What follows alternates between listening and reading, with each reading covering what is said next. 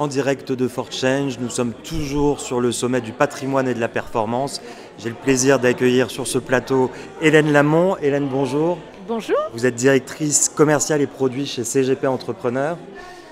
Merci d'être là. Est-ce que vous pouvez nous présenter un peu CGP Entrepreneur et votre périmètre de fonction? Alors, moi, je suis directrice commerciale et produits. Donc, CGP Entrepreneur, c'est un groupement qui a 10 ans d'ancienneté. On a fêté les 10 ans l'année dernière. On regroupe 250 CGP partenaires. Et l'objectif, c'est qu'effectivement, les CGP qui nous rejoignent se sentent très importants en alliant leurs forces. L'union fait la force. Donc voilà, c'est à ça qu'on sert chez CGP Entrepreneur, sans prise de participation capitalistique. L'immobilier a besoin d'union aujourd'hui. Je suis également avec Christophe Couteau. Christophe, bonjour. Oui, bonjour Alban. Merci d'être avec nous. Vous êtes directeur du développement de Mimco Asset Management. Même exercice, est-ce que vous pouvez nous présenter un peu vos fonctions et ce qu'est Mimco Asset Management? Oui, bien sûr. Donc moi, je m'occupe de la partie développement de Mimco Asset Management et je manage l'équipe chargée des relations partenaires, notamment en majorité avec les CGP, Family Office, banques privées et autres. Donc Mimco, le groupe Mimco est un groupe qui est opérateur immobilier. On est spécialisé en private equity et capital investissement. On est présent historiquement, le groupe, sur le Luxembourg et l'Allemagne et plus récemment, depuis mai 2021, sur la France. En grand métrique, Mimco aujourd'hui gère un peu plus d'1 milliard d'euros d'actifs immobiliers sous gestion au travers de nos différentes solutions d'investissement, que ce soit des fonds de private equity, des club deals et autres. On est 60 personnes réparties à peu près sur les trois pays de manière égalitaire. On intègre la totalité de la chaîne de valeur immobilière. Voilà pour le groupe Mimco très rapidement. Merci beaucoup Christophe. Alors, on va parler d'immobilier, des perspectives de l'immobilier. Donc, on connaît les bouleversements, les souffrances que traverse le secteur de l'immobilier de manière générale, le secteur de l'immobilier d'entreprise sur certains aspects également. Quelles opportunités se dessinent aujourd'hui dans vos fonctions respectives? Allez-y Hélène. Alors déjà, l'immobilier, il faut distinguer deux types d'immobilier, l'immobilier direct et puis l'immobilier via les parts de SCPI. Sur l'immobilier direct, bien évidemment, on ne va pas forcément parler du neuf, qui est un tout petit peu obsolète actuellement. Alors quand je dis obsolète, c'est surtout que notre gouvernement n'a pas forcément voulu donner les moyens de poursuivre la dynamique de l'immobilier neuf alors qu'on est en forte pénurie de logements. Donc on se concentre nous plus sur l'immobilier ancien, sous toutes ses formes, y compris la nue propriété qui présente des avantages importants puisque dans l'immobilier, dans le secteur d'activité, il n'y a pas que le secteur, il y a aussi tout ce que le CGP va pouvoir faire en termes de montage pour son client final. Donc il y a des vraies opportunités aujourd'hui sur la partie immobilier direct. Sur les SCPI, c'est également le cas puisque nous, on a refondu complètement en fait, notre offre de SCPI depuis 18 mois. Pour permettre au CGP, dans le cadre justement de nouvelles allocations d'actifs, de permettre au client final d'avoir un rendement cible plus élevé pour compenser notamment la hausse des taux. Très bien, merci beaucoup Hélène. Christophe, je me tourne vers vous. Quelles sont les attentes des investisseurs dans ce contexte de marché qu'on ne va pas redécrire? Oui, alors les attentes des investisseurs, elles ont complètement shifté depuis quelques temps. On est dans un contexte qui est hyper anxiogène aujourd'hui. La remontée brutale des taux d'intérêt a amené des déflagrations sur le marché de l'immobilier, on va dire, dans son grand ensemble. Par contre, nous étant acteurs aujourd'hui pan-européens et véritables opérateurs, on peut distinguer que fonction de la classe d'actifs, les dégâts ne sont pas les mêmes. Tous les classes d'actifs immobiliers ne sont pas logés à la même enseigne. Et également, on va dire, en fonction de la régionalité, je parle ça en Europe, on n'a pas non plus le même impact. On va prendre le cas, je vais rebondir sur ce que disait Hélène, effectivement sur la VFA, quand on est en Europe du Nord, sur la commercialisation c'est très compliqué. On a aujourd'hui des club deals situés sur le Portugal et en Espagne où la commercialisation se passe beaucoup mieux. Également sur la France, la classe bureau est très affectée. Par contre, la classe logistique aujourd'hui présente une meilleure résilience. Donc les investisseurs, ce qu'ils attendent aujourd'hui, je pense, c'est de pouvoir naviguer dans des périodes de troubles sur des actifs qui présentent une meilleure résilience, d'avoir aussi ces fondamentales, puisqu'on n'a pas la visibilité qu'on avait par le passé. Donc ce sont souvent des maturités qui nous sont demandées beaucoup plus courtes. Et les fondamentales aujourd'hui, c'est d'avoir des primes de risque qui doivent être réévaluées.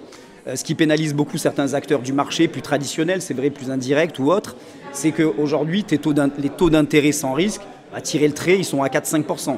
Donc si on n'a pas une prime de risque aujourd'hui suffisante, il va être très difficile d'attirer des investisseurs sur le marché de l'immobilier qui est tant décrié, illiquide, avec une aversion au risque aujourd'hui importante. Très bien, merci beaucoup. Un marché a besoin de comparables pour vivre. Les transactions se font plus rares en immobilier d'entreprise comme en immobilier direct. Comment vous naviguez dans ce contexte et comment vous fixez ces nouvelles valeurs? Alors pour les distributeurs, c'est extrêmement complexe de naviguer justement au niveau des valorisations. Donc je crois que les distributeurs doivent tout simplement se tourner vers les professionnels des valorisations, donc que ce soit les asset managers, les opérateurs de biens ou autres, puisque le distributeur, le CGP lui-même a rarement les clés de ces valorisations. Donc je pense qu'il faut aussi chacun être dans son rôle et pas vouloir non plus faire le travail des autres en tant que tel, mais bien choisir ses expertises d'aujourd'hui, c'est extrêmement important.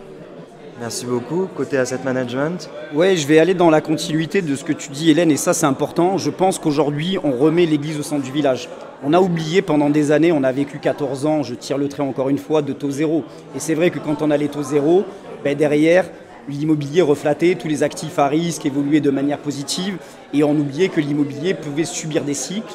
L'immobilier, ça devait se travailler. Et c'est d'ailleurs un petit peu nous le credo aujourd'hui, même si on est dans un autre métier que certains, mais on est passé d'une gestion passive pour nous à une gestion d'asset manager, où l'immobilier va traverser encore pendant de longues années des cycles qui vont être de plus en plus courts, qui vont demander une adaptation aux attentes du marché.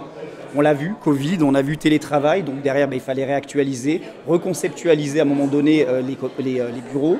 On le voit avec l'avènement, on n'est même plus à l'avènement, mais le développement continu de l'e-commerce. Il faut repenser à un moment donné aussi pareillement les commerces, on va repenser plein de choses. Tu as eu la frénésie derrière des distributeurs alimentaires, c'est un petit peu passé, les taux de compression, les taux d'intérêt sont compressés aussi.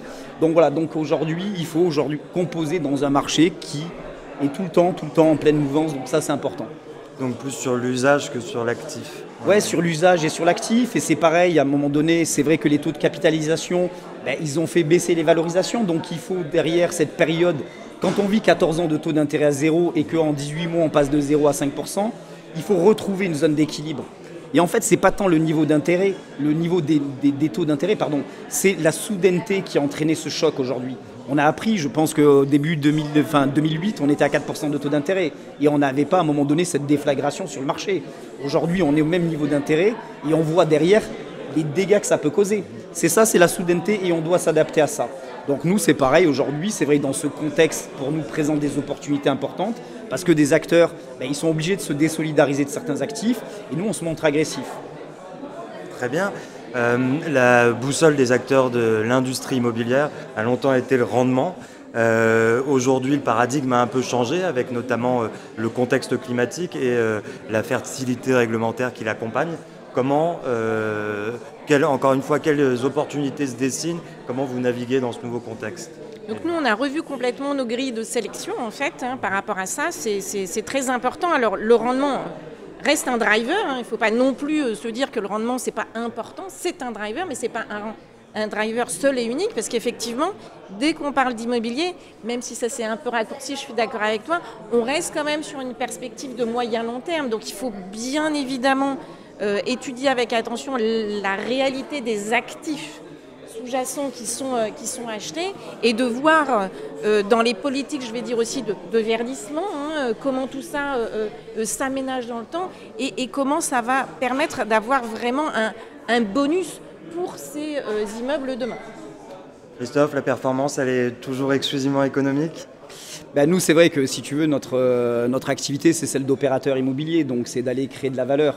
Donc le rendement, on a des véhicules où on va aller distribuer du rendement, mais chez Milko, quand tu es opérateur immobilier, l'objectif, c'est derrière d'aller faire du gain en termes de valeur sur l'actif, donc c'est notre credo à nous. Ouais. Et ça passe par des réhabilitations, des changements de destination? Oui, changement de destination, revitalisation d'un immobilier qui est obsolescent, réactualisation, des bureaux qu'on va créer en logement, des résidences branded comme l'on fait au Portugal et aussi en Espagne.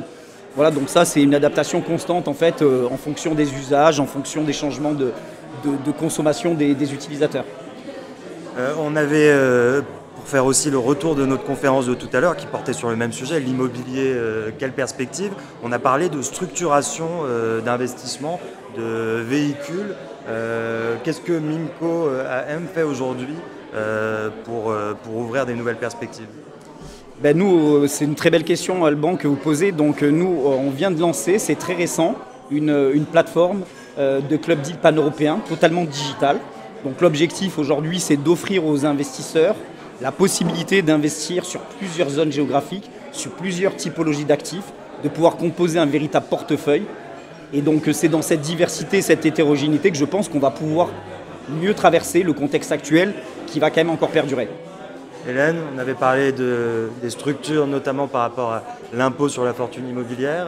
Qu'est-ce que vous pouvez nous dire sur ce sujet? Alors justement, il faut bien remettre en fait le rôle du CGP ou du Family Officer dans son contexte. Le support marché immobilier est un support, mais après le travail justement du CGP et du Family Officer, c'est de doper aussi la rentabilité par rapport à tout un tas de montages qui vont être adaptés à la situation du client, que ce soit effectivement sur la partie fiscalité, je vais presque dire immédiate, revenus, IFI et autres, que sur la partie également successorale. Donc le CGP, il va être là pour optimiser une classe d'actifs avec tout un montage aussi patrimonial dans l'intérêt du client. Et là, toutes les situations sont différentes et c'est bien tout l'intérêt aussi d'aller sur une bonne classe d'actifs, mais aussi d'avoir toutes les compétences juridiques, civiles et fiscales pour faire les bons montages aux bons clients.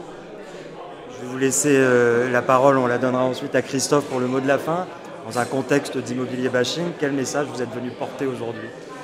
Alors c'est le terme qu'a dit justement Christophe tout à l'heure que je vais reprendre, c'est le terme d'agilité. Parce qu'effectivement, on remet l'immobilier dans sa perspective de non-liquidité, on va le dire, dont on parle beaucoup aujourd'hui. Mais au-delà de la non-liquidité et de l'investissement sur du long terme, c'est l'agilité nouvelle qu'il faut avoir sur ce secteur d'investissement.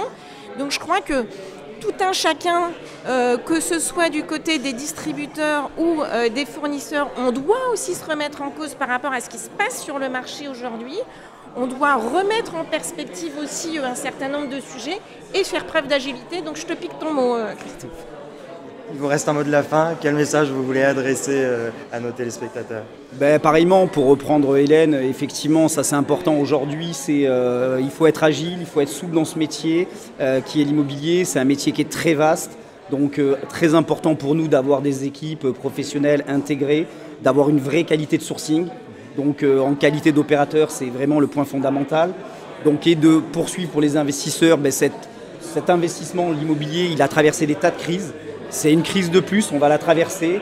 Ça fait, depuis que je travaille, je crois qu'il ne se passe pas 2 ans sans qu'il y ait une crise. 2020, on a eu le Covid, 2022, on a eu l'Ukraine, 2024, là, il se passe les élections françaises, l'élection de Trump et ça bouge tout le temps, la hausse des taux, etc.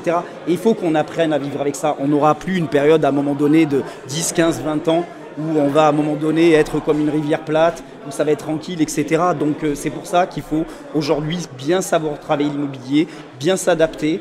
À nous aujourd'hui d'écouter le marché aujourd'hui de nos CGP, de nos partenaires, c'est important parce qu'ils nous font remonter les besoins des investisseurs et de coller à ça.